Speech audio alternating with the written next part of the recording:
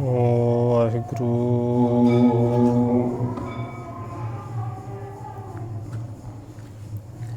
ਇੱਕ ਓੰਕਾਰ ਸਤਿਨਾਮ ਕਰਤਾ ਪੁਰਖ ਨਿਰਭਉ ਨਿਰਵੈਰ ਅਕਾਲ ਮੂਰਤ ਅਜੂਨੀ ਸੈਭੰ ਗੁਰ ਪ੍ਰਸਾਦ। ਜਿਤਾ ਜੀਉ ਪਿੰਡ ਸਭ ਤੇਰਾ, ਤੂੰ ਅੰਤਰਜਾਮੀ ਪੁਰਖ ਭਗਵਾਨ। ਦਾਸਨ ਦਾਸ ਕਹਿ ਜਨ ਨਾਨਕ, ਜਿਹਾ ਤੂੰ ਕਰਾਹੇ ਤਿਹਾ ਹਉ ਕਰੀ ਵਖਿਆਣ। ਸੁਖੋ ਟਲ ਗੁਰ ਸੇਵੀਐ, ਅਹਨਿ ਸਹਿਜ ਸੁਭਾਏ। ਦਰਸ਼ਨ ਪਰਸੈ ਗੁਰੂ ਕੈ, ਜਨਮ ਮਰਨ ਦੁਖ ਹੋਵੈ ਸਿਫਤ ਖਸਮ ਦੀ। ਨੂਰ ਅਰਸੋਂ ਕੁਰਸੋਂ ਝਟੀਐ, ਤੁਧ ਡਿਠੇ ਸੱਚੇ ਪਾਤਸ਼ਾਹ। ਮਲ ਜਨਮ ਜਨਮ ਦੀ, ਸੱਜਣ ਸੱਚਾ ਪਾਤਸ਼ਾਹ। ਸਿਰ ਸ਼ਾਹਾਂ ਦੇ ਸ਼ਾਹ, ਜਿਸ ਪਾਸ ਬੈਠਿਆ ਸੋਹੀਐ। ਸਭਨਾ ਦਾ ਵੇਸਾ, ਸੱਜਣ ਸੱਚਾ ਪਾਤਸ਼ਾਹ। ਸਿਰ ਸ਼ਾਹਾਂ ਦੇ ਸ਼ਾਹ, ਜਿਸ ਪਾਸ ਬੈਠਿਆ ਸੋਹੀਐ। ਸਭਨਾ ਦਾ ਵੇਸਾ। ਵਾਹਿਗੁਰੂ ਸਾਹਿਬ ਜੀ।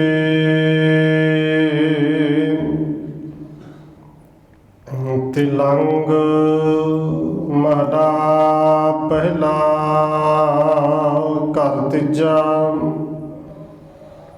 ਇੱਕ ਓੰਕਾਰ ਸਤਿਗੁਰ ਪ੍ਰਸਾਦ। ਇਹ ਤਨ ਮਾਇਆ ਪਾਹਿਆ ਪਿਆਰੇ, ਲੀਤੜਾ ਲੱਭ ਰੰਗਾਏ। ਮੇਰੇ ਕੰਤ ਨਾ ਭਾਵੈ ਚੋਲੜਾ ਪਿਆਰੇ, ਕਿਉ ਧਨ ਸੇਜੈ ਜਾਏ। ਇਹ ਤਨ ਮਾਇਆ ਪਾਹਿਆ ਪਿਆਰੇ, ਲੀਤੜਾ ਲੱਭ ਰੰਗਾਏ। ਮੇਰੇ ਕੰਤ ਨਾ ਭਾਵੈ ਚੋਲੜਾ ਪਿਆਰੇ, ਕਿਉ ਧਨ ਸੇਜੈ ਜਾਏ। ਹਉ ਕੁਰਬਾਨੈ ਜਾਉ ਮਿਹਰਵਾਨਾ, ਹਉ ਕੁਰਬਾਨੈ ਜਾਉ। ਹਉ ਕੁਰਬਾਨੈ ਜਾਉ ਤਿਨਾ ਕੈ, ਲੈਣ ਜੋ ਤੇਰਾ ਨਾਉ। ਲੈਣ ਜੋ ਤੇਰਾ ਨਾਉ ਤਿਨਾ ਕੈ, ਹਉ ਸਦ ਕੁਰਬਾਨੈ ਜਾਉ। ਰਾਉ ਕਾਇਆ ਰੰਗਣ ਜੇਥੀਐ ਪਿਆਰੇ, ਪਾਈਐ ਨਾਉ ਮਜੀਠ। ਰੰਗਣ ਵਾਲਾ ਜੇ ਰੰਗੈ ਸਾਹਿਬ, ऐसा रंग न डीठ, जिनके चोले रतड़े प्यारे, कंत तिना कै पास, धूड़ तिना की जे मिलै जी, कहो नानक की अरदास। आपे साजे आपे रंगे, आपे नजर करे, नानक कामण कंतै पावै, आपे रावे। आपे साजे आपे रंगे, आपे नजर करे, नानक कामण कंतै पावै, आपे रावे। वाहिगुरु जी का खालसा, वाहिगुरु जी की फतेह। परम सन्मानयोग सतगुरु चवर छतर तखत दे मालक हाजरा हजूर जहरा जहूर शब्द गुरु, जुगों जुग अटल सतगुरु धन श्री गुरु ग्रंथ साहिब महाराज सच्चे पातशाह जी की पावन पवित्र हजूरी अंदर जुड़ बैठे सतसंगी जनवाब जी वड्डे भागा वाले हो, जो सत्कारयोग पूजनीक धन माता राजकौर जी के पावन स्थान गुरुद्वारा मंजी साहिब विखे अमृत वेले के दीवाना दियाँ हाजरियां भर रहे हो। नितनेम दियाँ बाणियां तो उपरंत आसा की वार शब्द कीर्तन गुरु सवारे तो आप जी श्रवण कर रहे सुआओ। रोजाना की तरह सतगुरु के बख्शिश किए हुए पावन हुक्म की विचार के नाल सांझ पाउण तो पहला असीस बख्शिश करो जी। रसना नूं करो पवित्र, जितने भी जुड़ बैठे हो लवाओ हाजरी सारे को जी। वाहिगुरु जी का खालसा, वाहिगुरु जी की फतेह। तिलंग महला पहला कर तीजा, एक ओंकार सतगुर प्रसाद। यह तन माया पाहया प्यारे, लीतड़ा लभ रंगाए।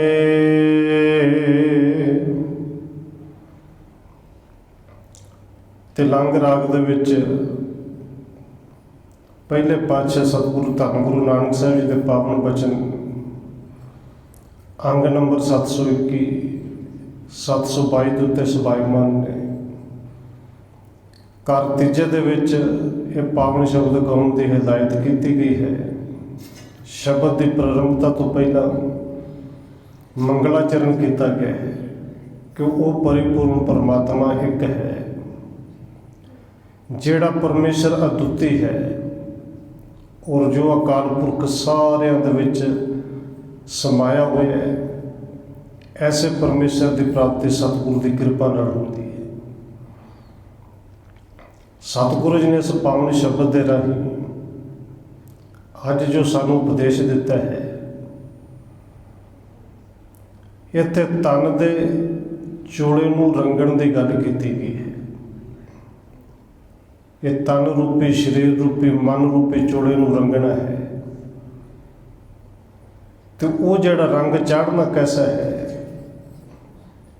गुरु ग्रंथ साहिब दे विच अक्सर दो रंगां की बहुत ज़्यादा गल की जाती है। एक मजेठ का रंग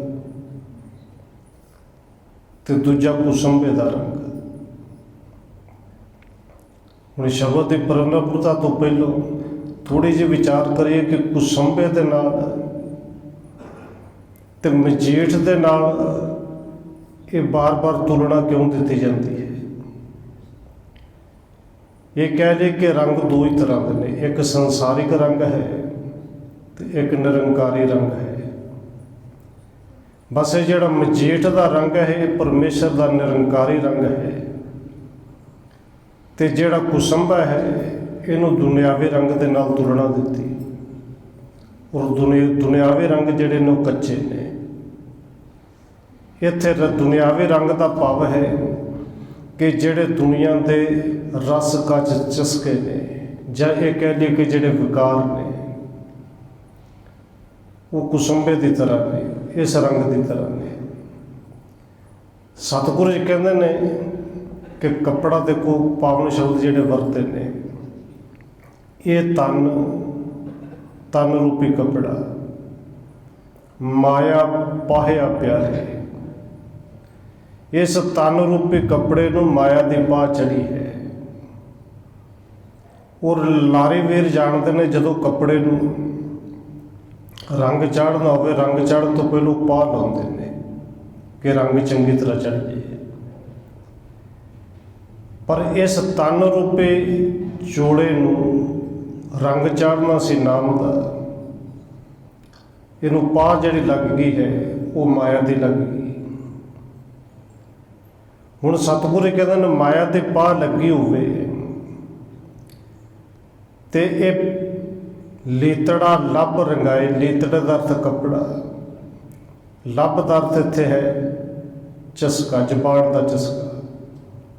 ਵੈਸੇ ਲੱਭ ਦੇ ਅਰਥ ਬਹੁਤੀਆਂ ਥਾਵਾਂ ਤੇ ਲੋਭ ਵੀ ਹੁੰਦਾ ਹੈ, ਪਰ ਧੰਨ ਗੁਰੂ ਅਮਰਦਾਸ ਜੀ ਨੇ ਪਾਵਨ ਬਚਨ ਇੱਕੋ ਥਾਂ ਤੇ ਦੋ ਵਾਰੀ ਵਰਤਿਆ ਹੈ, ਲੱਭ ਲੋਭ। ਲੋਭ ਲਾਲਚ ਤੇ ਲੱਭ ਜਿਹੜਾ ਉਹ ਜ਼ੁਬਾਨ ਦਾ ਚਸਕਾ।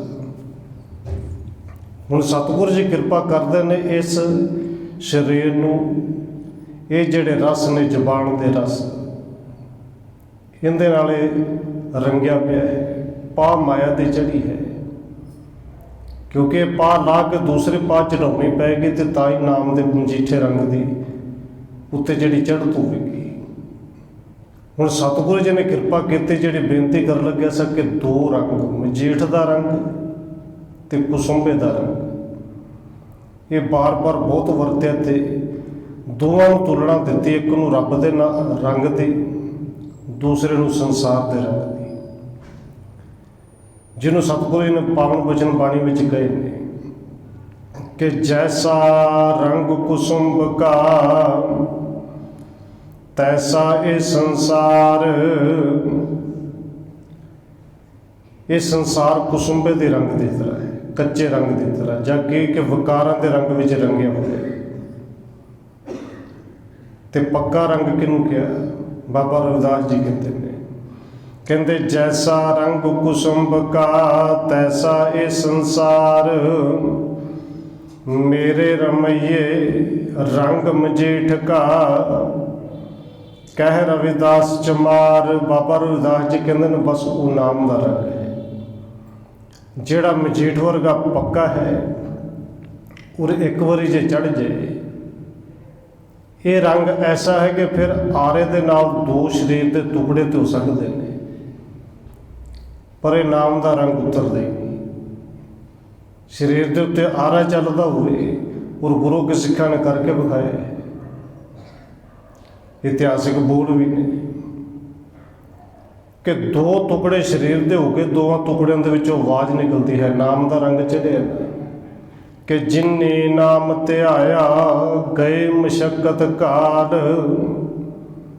ਜੇ ਮਸ਼ੱਕਤ ਘਾਲੀ ਤੇ ਇਕੱਲੇ ਆਪ ਨਹੀਂ ਗਏ, ਆਪ ਤੇ ਗਏ ਮੁਖ ਉਜਲੇ ਲੈ ਕੇ।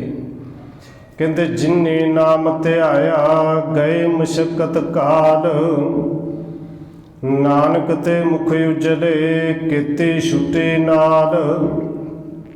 ਜੇ ਰੰਗ ਚਾੜਨਾ ਤੇ ਫਿਰ ਮਜੀਠ ਦਾ ਪੱਕਾ ਰੰਗ ਚਾੜ, ਕਿਉਂਕਿ ਮਜੀਠ ਦਾ ਰੰਗ ਤੇ ਦੂਜਾ ਕੁਸੁੰਬੇ ਦਾ ਰੰਗ ਹੈ। ਬਾਬਾ ਫਰੀਦ ਜੀ ਨੇ ਇੱਕ ਪਾਵਨ ਬਚਨ ਕਿਹਾ ਹੈ, ਦੇਖੋ ਇਹਨਾਂ ਦੋਵਾਂ ਰੰਗਾਂ ਦੀ ਬਾਰ-ਬਾਰ ਵਰਤੋਂ ਕਿਉਂ ਕੀਤੀ ਗਈ? ਪਹਿਲੀ ਗੱਲ, ਮਜੀਠ ਦਾ ਰੰਗ ਜਿਹੜਾ ਹੈ ਉਹ ਪੱਕਾ ਕਿਉਂ ਹੈ? ਇੱਕ ਤੇ ਉਹ ਜਦੋਂ ਉੱਗਿਆ ਹੁੰਦਾ ਉਹ ਰਹਿੰਦਾ ਧਰਤੀ ਦੇ ਵਿੱਚ, ਵਿਖਾਵਾ ਨਹੀਂ ਕਰਦਾ ਬਹੁਤਾ। ਜੇ ਆਪ ਜੀ ਨੇ ਕਿਸੇ ਨੇ ਵੇਖਿਆ ਹੋਵੇ ਮਜੀਠ ਦਾ, ਉਹ ਜਿਵੇਂ ਆਲੂ ਧਰਤੀ ਦੇ ਵਿੱਚ ਰਹਿੰਦਾ, ਜਿਹੜਾ ਥੱਲੇ ਨੇ ਨਾ, ਮਜੀਠ ਦੇ ਜਿਹੜਾ ਥੱਲੇ ਨੇ ਉਹਨਾਂ ਨੂੰ ਪੱਟਿਆ ਜਾਂਦਾ ਥੱਲਿਓਂ, ਫਿਰ ਉਹਨੂੰ ਮਜੀਠ ਨੂੰ ਸੁਕਾਇਆ ਜਾਂਦਾ ਹੈ, ਉਹਨੂੰ ਪਾਣੀ ਦੇ ਵਿੱਚ ਉਬਾਲਿਆ ਜਾਂਦਾ ਹੈ, ਉਹਨੂੰ ਕੁੱਟ ਕੇ ਪੀਸਿਆ ਜਾਂਦਾ ਹੈ। ਇਹ ਘਾਲਣਾ ਬੜੀ ਹੈ, ਪਰ ਮਜੀਠ ਦਾ ਰੰਗ ਕਿਤੇ ਵੀ ਵਿਖਾਵਾ ਨਹੀਂ ਕਰਦਾ। ਔਰ ਜਿਹੜਾ ਪਿਆਰ ਦਾ ਰੰਗ ਚੜ੍ਹਿਆ, ਉਹ ਸੱਚਮੁੱਚ ਫਿਰ ਉਹ ਕਿਸੇ ਤਰ੍ਹਾਂ ਦੇ ਵਿਸ਼ੇਸ਼ ਤਰ੍ਹਾਂ ਦੇ ਕੱਪੜੇ ਪਾ ਕੇ, ਅੱਖਾਂ ਬੰਦ ਕਰਕੇ, ਕਿਸੇ ਨੂੰ ਮਿੱਠਾ ਬੋਲ ਕੇ ਇਵੇਂ ਦੇ ਵਿਖਾਵੇ ਨਹੀਂ ਕਰਦਾ। ਉਹਦੇ ਅੰਦਰ ਮਿਠਾਸ ਕੁਦਰਤੀ ਭਰ ਜਾਂਦੀ ਹੈ।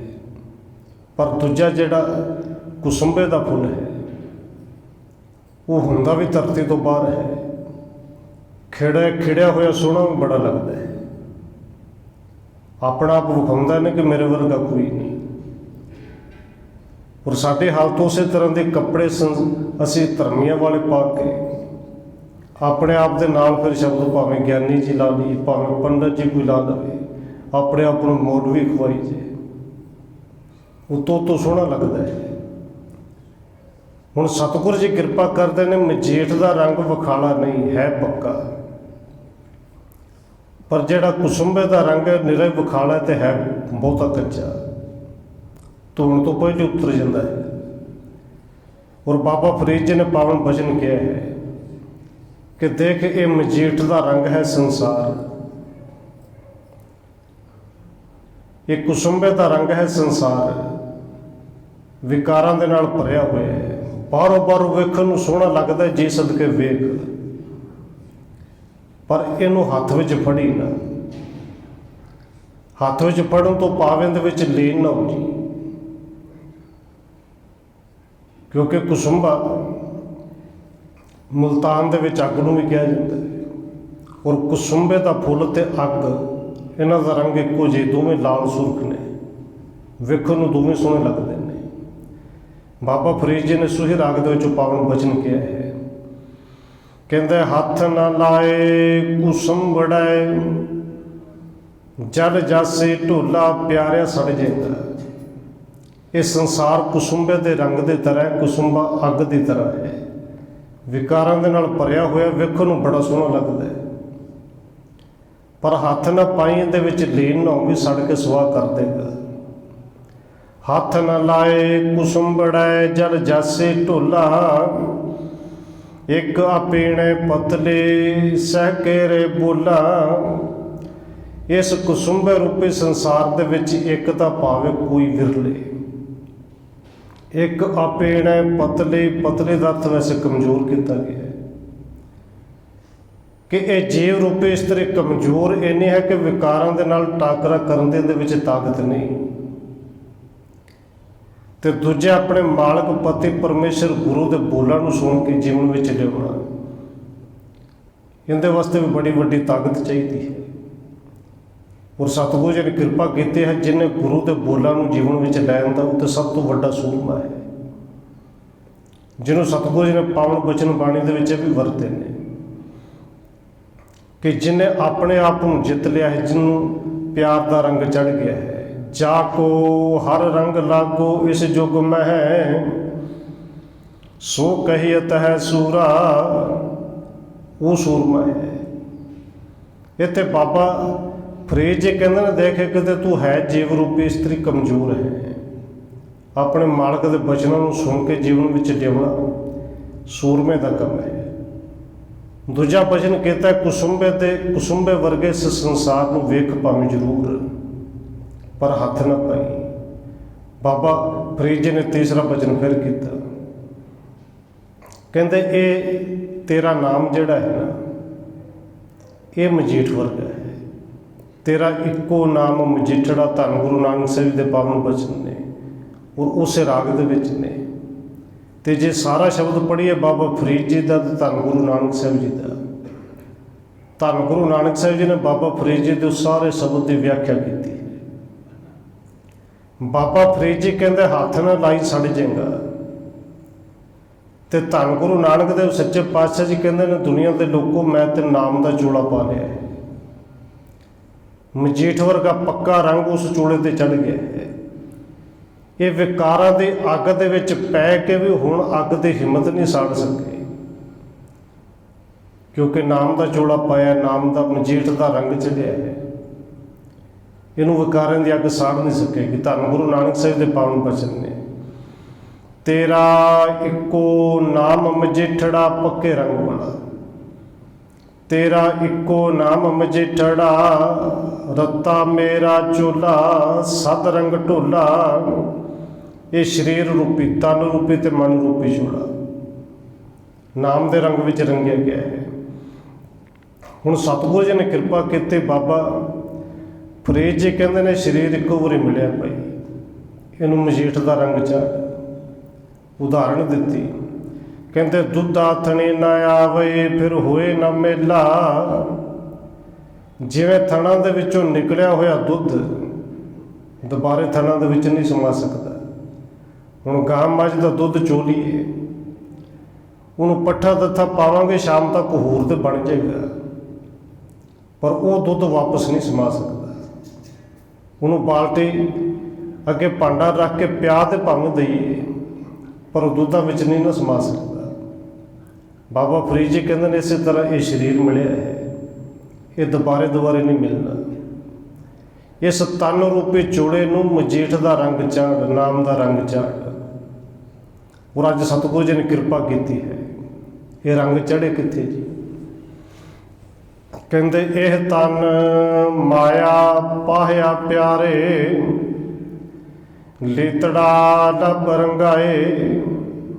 ਇੱਕ ਤੈਨੂੰ ਲੱਭ ਚਸਕਾ ਲੱਗਿਆ ਹੈ, ਚਸਕੇ ਦਾ ਰੰਗ ਬੜਾ ਚੜਿਆ ਹੈ, ਤੇ ਪਾਹ ਜਿਹੜੀ ਉਹ ਮਾਇਆ ਦੀ ਲੱਗੀ ਹੈ। ਪਹਿਲੋਂ ਪਾਹ ਵੀ ਲਾਉਣੀ ਪਏਗੀ, ਰੰਗ ਚੜੇਗਾ ਵੀ ਤਾਂ। ਹੁਣ ਇਹ ਜਿਹੜਾ ਲੱਭ ਹੈ, ਚਸਕਾ ਹੈ, ਇਹ ਕਿਹੜਾ ਹੈ? ਦੇਖੋ ਸਤਿਗੁਰੂ ਜੀ ਨੇ ਕਿਰਪਾ ਕੀਤੀ, ਧੰਨ ਗੁਰੂ ਨਾਨਕ ਸਾਹਿਬ ਜੀ ਦੇ ਪਾਵਨ ਬਚਨ ਨੇ, ਔਰ 9 ਰਸਾਂ ਦੀ ਗੱਲ ਕੀਤੀ। 9 ਰਸ ਕਹਿੰਦੇ ਇਸ ਤਨ ਨੂੰ, ਇਸ ਮਨ ਨੂੰ ਚੰਬੜੇ ਪਏ ਨੇ, ਚੜੇ ਪਏ ਨੇ। ਜਦੋਂ ਤੱਕ ਇਹ ਉਤਰਨਗੇ ਨਾ, ਤੇ ਫਿਰ ਇਹ ਤਨ ਦਾ ਜਿਹੜਾ ਚੋਲਾ ਹੈ, ਮਨ ਦਾ ਚੋਲਾ ਹੈ, ਇਹਨੂੰ ਮਜੀਠ ਦਾ ਰੰਗ ਚੜੇਗਾ ਕਿਵੇਂ? ਪਹਿਲੋਂ ਤੇ ਅੰਦਰ ਦੇ ਰਸ ਛੱਡਣੇ ਪੈਣਗੇ।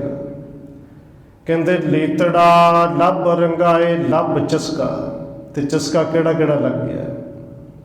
ਸਤਿਗੁਰੂ ਜੀ ਕਿਰਪਾ ਕਰਨ, ਇਸ ਸਰੀਰ ਦੇ 9 ਦਰਵਾਜ਼ੇ ਨੇ। ਗੁਰੂ ਸਾਹਿਬ ਜੀ ਨੇ 9 ਹੀ ਰਸ ਗਿਣ ਦਿੱਤੇ, ਔਰ 7 ਕੇਵਲ ਸਾਡੇ ਧੌਣ ਤੋਂ ਉੱਤੇ ਨੇ। ਇਹ 7 ਹੀ ਕਾਬੂ ਵਿੱਚ ਆ ਜਾਣ ਤੇ ਬਹੁਤ ਜ਼ਿਆਦਾ ਚਾਂਸ ਨੇ ਕਿ ਉਹ ਨਾਮ ਦਾ ਪੱਕਾ ਰੰਗ ਕਿਤੇ ਸਾਨੂੰ ਫਿਰ ਚੜ ਜਾਏ, ਪਰ ਇਹ ਕਾਬੂ ਦੇ ਵਿੱਚ ਨਹੀਂ। ਧੰਨ ਗੁਰੂ ਨਾਨਕ ਸਾਹਿਬ ਜੀ ਨੇ ਕਿਰਪਾ ਕੀਤੀ, ਕਿਹੜਾ ਰੰਗ, ਕਿਹੜਾ ਚਸਕਾ ਹੈ? 9 ਚਸਕੇ ਗਿਣੇ। ਕਹਿੰਦੇ ਰਸ ਸੋਨਾ ਰਸ ਰੂਪਾ ਕਾਮਣ, ਰਸ ਪਰਮਲ ਕੇ ਵਾਸ। ਸੋਨੇ ਦਾ ਰਸ ਲੱਭ, ਚਾਂਦੀ ਦਾ ਲੱਭ ਰਸ, ਕਾਮਣ ਇਸਤਰੀ ਦਾ, ਪੁਰਸ਼ ਦਾ ਜਿਹੜਾ ਰਸ ਹੈ, ਇਹ ਸਾਰੇ ਰਸ ਗਿਣੇ ਨਾ। ਔਰ ਇੱਕ ਬੇਨਤੀ ਫਿਰ ਕਰਦੇ ਆ, ਔਰ ਕਈ ਵਾਰ ਅਸੀਂ ਸਿਰਫ ਇਹਨਾਂ 9 ਦੇ ਵਿੱਚੋਂ ਇੱਕ ਰਸ ਦਾ ਬਹੁਤ ਜ਼ਿਆਦਾ ਉਹਨੂੰ ਪਾਪ ਸਮਝਣੇ, ਬਾਕੀ ਸਮਝਣੇ ਕੋਈ ਗੱਲ ਨਹੀਂ। ਪਰ ਧੰਨ ਗੁਰੂ ਨਾਨਕ ਸਾਹਿਬ ਜੀ ਨੇ ਉਹ ਰਸ ਰੱਖਿਆ ਵੀ ਸਭ ਤੋਂ ਪਿੱਛੇ। ਇਹ ਸਮਝਿਆ ਕਿ ਮਾਸ ਖਾਣਾ ਇਹ ਰਸ ਹੈ, ਇਹ ਜ਼ੁਬਾਨ ਦਾ ਚਸਕਾ, ਬੜਾ ਵੱਡਾ ਪਾਪ ਹੈ। ਪਰ ਧੰਨ ਗੁਰੂ ਨਾਨਕ ਸਾਹਿਬ ਨੇ ਉਸ ਤੋਂ ਪਹਿਲੋਂ 8 ਰਸ ਹੋਰ ਗਿਣੇ। 9ਵਾਂ ਰਸ ਕਹਿੰਦੇ ਮਾਸ ਵੀ ਰਸ ਹੈ, ਕਿਉਂਕਿ ਰਸ ਤੇ ਰਸ ਹੀ ਹੈ ਨਾ। ਲੱਭ ਲੀਤੜਾ ਲੱਭ ਰੰਗਾਏ। ਜੇ ਇਹ ਜਿੰਦ, ਇਹ ਜੀਓ, ਇਹ ਜਿੱਤ ਇਹਨਾਂ ਦੇ ਵਿੱਚ ਫਸਿਆ ਰਿਹਾ ਤੇ ਮਜੀਠਾ ਰੰਗ ਕਦੋਂ ਕੁ ਚੜੇਗਾ? ਸਤਿਗੁਰੂ ਕਹਿੰਦੇ ਨੇ ਰਸ ਸੋਨਾ ਰਸ ਰੂਪਾ ਕਾਮਣ, ਰਸ ਪਰਮਲ ਕੇ ਵਾਸ। ਪਰਮਲ ਕਹਿੰਦੇ ਨੇ ਸੁਗੰਧੀਆਂ, ਇਹ ਮਹਿੰਗੇ ਤੋਂ ਮਹਿੰਗੇ ਪਰਫਿਊਮ ਲੈ ਕੇ ਛਿੜਕਣੇ, ਇਹ ਵੀ ਤੇ ਕਰਾਸੀ ਹੈ। ਔਰ ਫਿਰ ਸਤਿਗੁਰੂ ਜੀ 5ਵਾਂ ਰਸ ਕਹਿੰਦੇ ਨੇ, ਕਹਿੰਦੇ ਰਸ ਸੋਨਾ ਰਸ ਰੂਪਾ ਕਾਮਣ, ਰਸ ਪਰਮਲ ਕੇ ਵਾਸ। ਰਸ ਘੋੜੇ ਰਸ ਸੇਜਾ ਮੰਦਰ ਘੋੜੇ। ਅੱਜ ਦੇ ਘੋੜੇ ਗੱਡੀਆਂ। ਇੱਕ ਤੇ ਗੱਡੀ ਉਹ ਹੈ ਜਿਹੜੀ ਲੋੜ ਹੈ, ਪਰ ਰਸ ਉਹ ਹੈ ਲੋੜ ਨਹੀਂ। ਬਸ ਸਿਰਫ ਉਹਦਾ ਮਜ਼ਾ ਲੈਣਾ ਤੇ ਔਰ ਮਜ਼ੇ ਨਾਲੋਂ ਜ਼ਿਆਦਾ ਦੂਜੇ ਨੂੰ ਵਿਖਾਉਣਾ ਹੈ ਕਿ ਇਹ 1 ਕਰੋੜ ਦੀ ਗੱਡੀ ਹੈ, 9 ਕਰੋੜ ਦੀ ਗੱਡੀ। ਇਹ ਰਸ ਬਣ ਗਏ। ਹੁਣ ਸਤਿਗੁਰੂ ਜੀ ਕਹਿੰਦੇ ਨੇ ਇੰਨੇ ਰਸ ਸਰੀਰ ਨੂੰ ਚੰਬੜੇ ਹੋਣ ਤੇ ਦੱਸੋ ਨਾਮ ਦਾ ਰੰਗ ਚੜ੍ਹੇਗਾ ਕਿੱਥੇ। ਰਸ ਘੋੜੇ ਰਸ ਸੇਜਾ ਮੰਦਰ। ਸੇਜਾ ਸੋਹਣੀ ਤੋਂ ਸੋਹਣੀ ਸੇਜ ਹੋਵੇ, ਮਹਿੰਗੇ ਤੋਂ ਮਹਿੰਗਾ ਬੈੱਡ ਹੋਵੇ। ਫਿਰ ਸਤਿਗੁਰੂ ਜੀ ਕਹਿੰਦੇ ਨੇ ਰਸ ਘੋੜੇ ਰਸ ਸੇਜਾ ਮੰਦਰ ਘਰ। ਵੈਸੇ ਧੰਨ ਗੁਰੂ ਨਾਨਕ ਸਾਹਿਬ ਜੀ ਨੇ ਇਹ ਕਿਤੇ ਨਹੀਂ ਕਿਹਾ ਕਿ ਘਰ ਤੋਂ ਸੋਹਣੇ ਬਣਾਉਣਾ। ਘਰ ਸੋਹਣਾ ਹੋਵੇ ਪਰ ਰਸ ਨਾ ਬਣ ਜੇ। ਕਹਿੰਦੇ ਰਸ ਘੋੜੇ ਰਸ ਸੇਜਾ ਮੰਦਰ। ਰਸ ਮਿੱਠਾ ਰਸ ਮਾਸ। ਹੁਣ ਗੁਰੂ ਸਾਹਿਬ ਜੀ ਕਹਿੰਦੇ ਰਸ ਭਾਵੇਂ ਮਿੱਠੇ ਦਾ ਹੋਵੇ ਤੇ ਭਾਵੇਂ ਮਾਸ ਦਾ ਹੋਵੇ, ਕਿਉਂਕਿ ਰਸ ਤੇ ਰਸ ਹੈ ਨਾ ਗੁਰੂ ਪਿਆਰ। ਜੇ ਰਸ ਦੇ ਵਿੱਚ ਫਸ ਕੇ ਰੱਬ ਨੂੰ ਭੁੱਲ ਗਏ, ਬਸ ਇਹ ਸਮਝ ਲਿਓ ਕਿ ਉਹ ਰਸ ਸਾਡੇ ਲਈ ਪਾਪ ਹੈ। ਉਹ ਭਾਵੇਂ ਮਿੱਠੇ ਦੇ ਵਿੱਚ ਹੋਵੇ ਤੇ ਭਾਵੇਂ ਮਾਸ ਦੇ ਵਿੱਚ ਹੋਵੇ, ਉਹ ਸੋਨੇ ਚਾਂਦੀ ਦੇ ਵਿੱਚ ਹੋਵੇ, ਪਰ ਭਾਵੇਂ ਘਰ ਦੇ ਵਿੱਚ ਹੋਵੇ ਤੇ ਭਾਵੇਂ ਗੱਡੀਆਂ 'ਚ ਹੋਵੇ। ਸਤਿਗੁਰੂ ਜੀ ਕਹਿੰਦੇ ਨੇ ਇੱਤੇ ਰਸ ਸਰੀਰ ਕੇ। ਇਹ ਸਾਰੇ ਸਰੀਰ ਦੇ ਰਸ ਨੇ। ਇੱਤੇ ਰਸ ਸਰੀਰ ਕੇ ਕੈ ਘਟ ਨਾਮ ਨਿਵਾਸ। ਦੱਸੋ ਹਿਰਦੇ ਘਰ ਦੇ ਵਿੱਚ ਉਸ ਤਨ ਦੇ ਵਿੱਚ ਕਿਵੇਂ ਨਾਮ ਦਾ ਨਿਵਾਸ ਹੋਵੇ, ਕਿਵੇਂ ਮਜੀਠ ਦਾ ਰੰਗ ਚੜੇ। ਇਹ ਤਨ ਮਾਇਆ ਪਾਹਿਆ ਪਿਆਰੇ। ਲੇਤੜਾ ਲੱਭ ਰੰਗਾਏ। ਇਹ ਲੱਭ ਜਿਹੜਾ ਹੈ ਬੜਾ ਬੁਰਾ। ਇੱਕ ਫਕੀਰ ਕਿਤੇ ਮਿਲਿਆ ਸ਼ਾਹੂਕਾਰ ਨੂੰ। ਹੁਣ ਸ਼ਾਹੂਕਾਰ ਆਪਣੇ ਘਰ ਲੈ ਗਿਆ। ਫਕੀਰ ਜਾਣ ਕੇ ਨੌਕਰਾਣੀ ਘਰ ਦੇ ਵਿੱਚ ਉਹਨੂੰ ਆਵਾਜ਼ ਮਾਰ ਕੇ ਕਿਹਾ ਕਿ ਅੱਜ ਕੋਈ ਫਕੀਰ ਆਇਆ, ਬਾਬਾ ਆਇਆ, ਲੰਗਰ ਛਕਾਉਣਾ ਹੈ। ਕੋਈ ਸੁਚਮਤਾ ਦੇ ਨਾਲ ਤੇ ਧਿਆਨ ਦੇ ਨਾਲ ਵਡਾਈ। ਹੁਣ ਉਹ ਜਿਹੜੇ ਨੌਕਰਾਣੀ ਸੋ ਉਹ ਆਪ ਰੱਬ ਨੂੰ ਮੰਨਣ ਵਾਲੀ।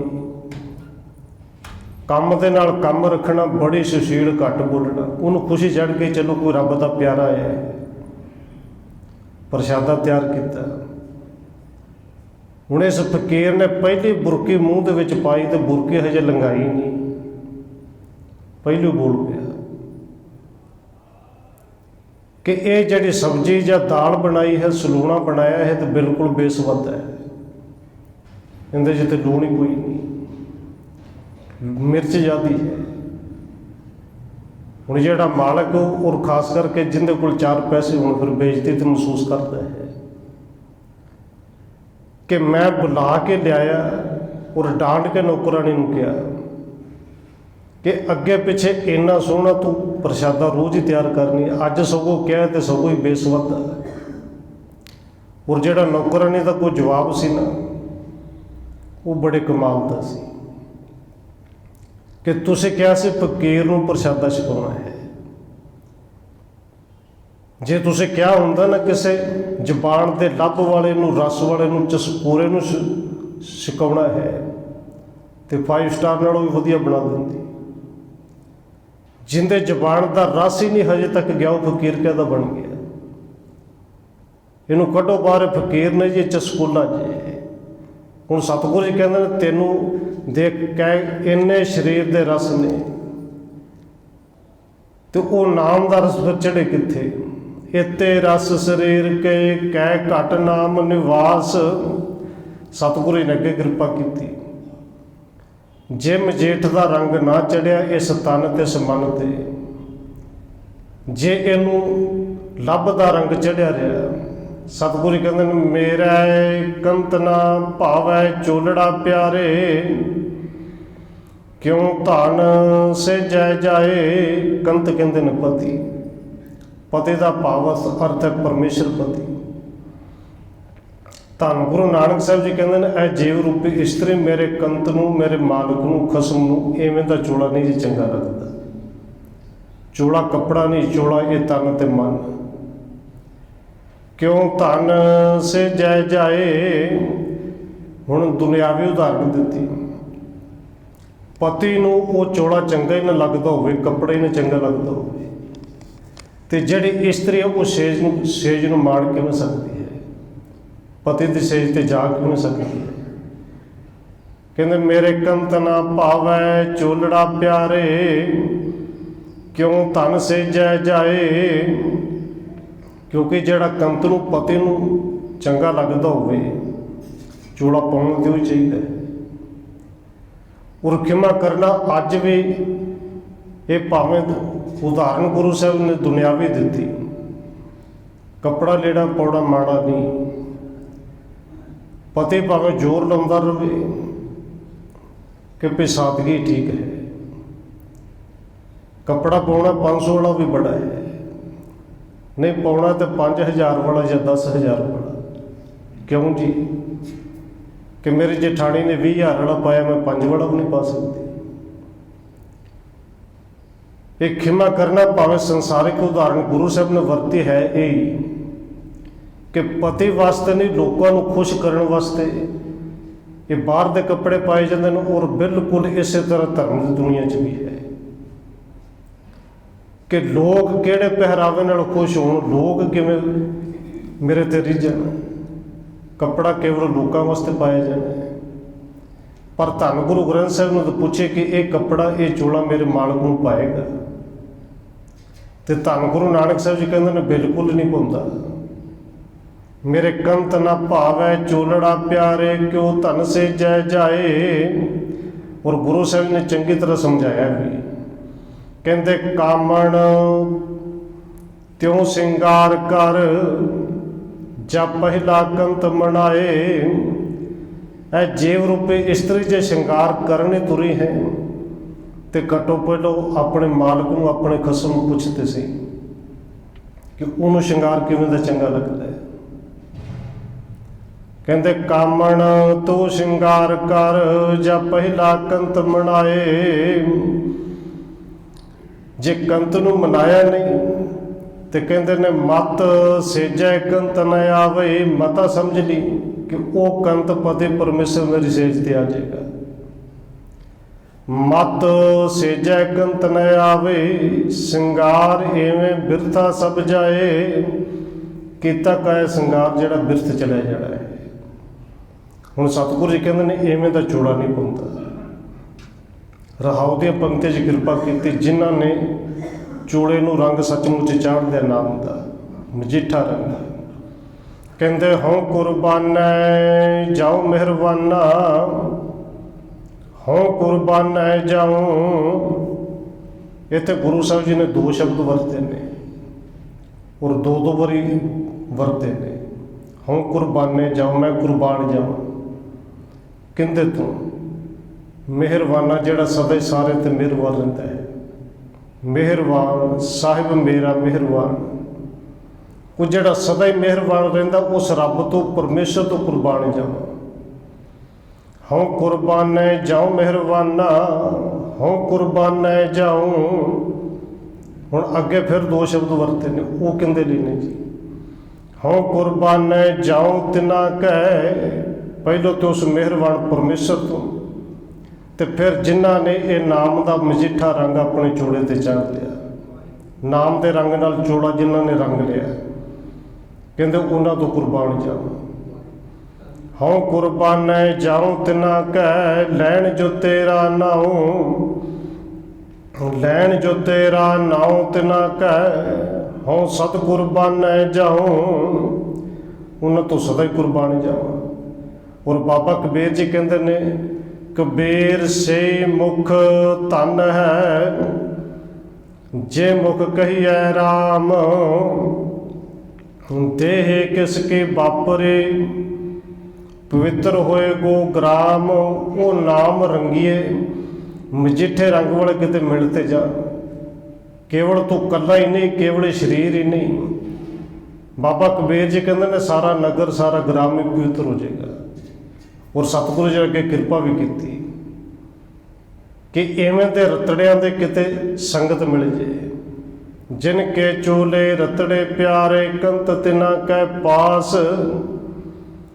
क्योंकि रंगिया होया दे नाल कंत पति परमेश्वर हर वेले नाल रहिंदा है। रहाउ दियां अगलियां पंक्तियां 'च गुरु साहिब ने कृपा की। काया रंगण जे थिया प्यारे पाइया नौ मजेठ। हे प्यारे जी इस काया नूं रंग चाढ़ना चाहुंदा है। काया रंगण जे थिया प्यारे, जे रंगना चाहुंदा है तो इहदे विच पक्का मजेठ का रंग पाई। वो पक्का रंग है नाम का रंग। तो ये रंग चाढ़ेगा कौन जी? कहते रंगण वाला जे रंगै साहिब ऐसा रंग न डेठ। वो रंगण वाला केवल मेरा एक मालिक साहिब परमेश्वर है। तो जिन्हों वो रंग चाढ़ देवे फिर सतगुरु कहते हैं इवें दा रंग दुनिया में कदे वेख्या भी नहीं, दुनिया दे विच हो भी नहीं सकता। जिनके चोले जिनके चोले रतड़े प्यारे कंत तिना कै पास। रंगिया होया दे नाल वो कंत परमेश्वर हर वेले है। धूड़ तिना के जे मिलै जी कहो नानक की अरदास।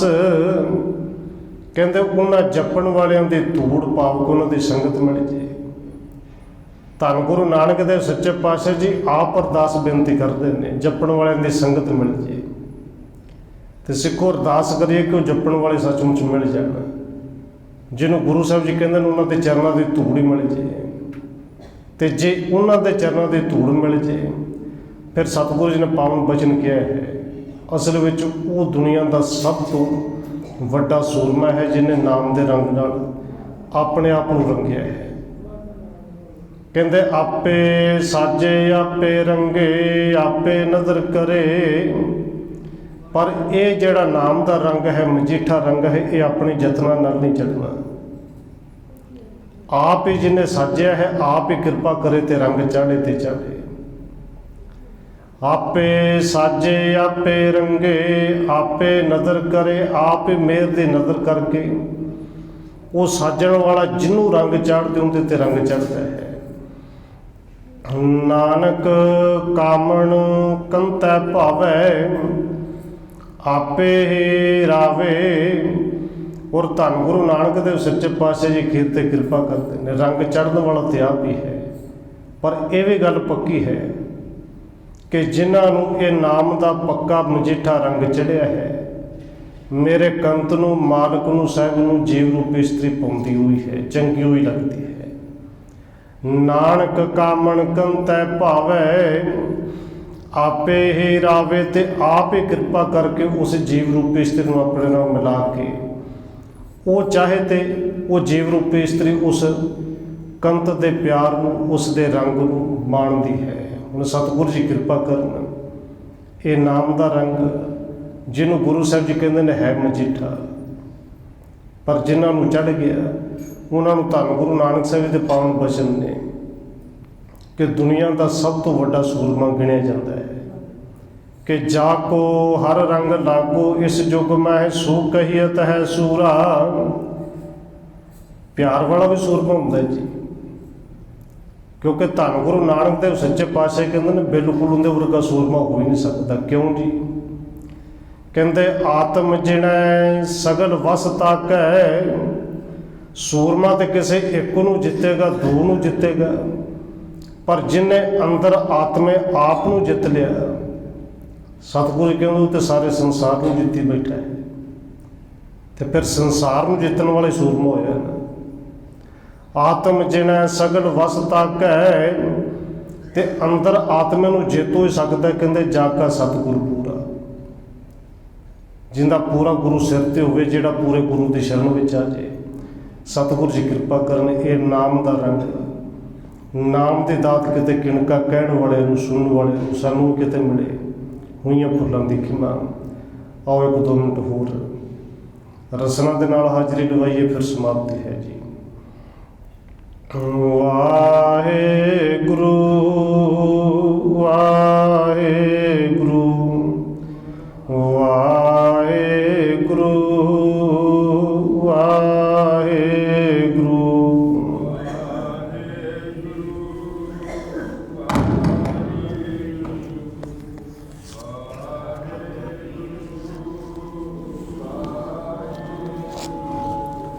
ਵਾਹਿਗੁਰੂ ਵਾਹਿਗੁਰੂ ਵਾਹਿਗੁਰੂ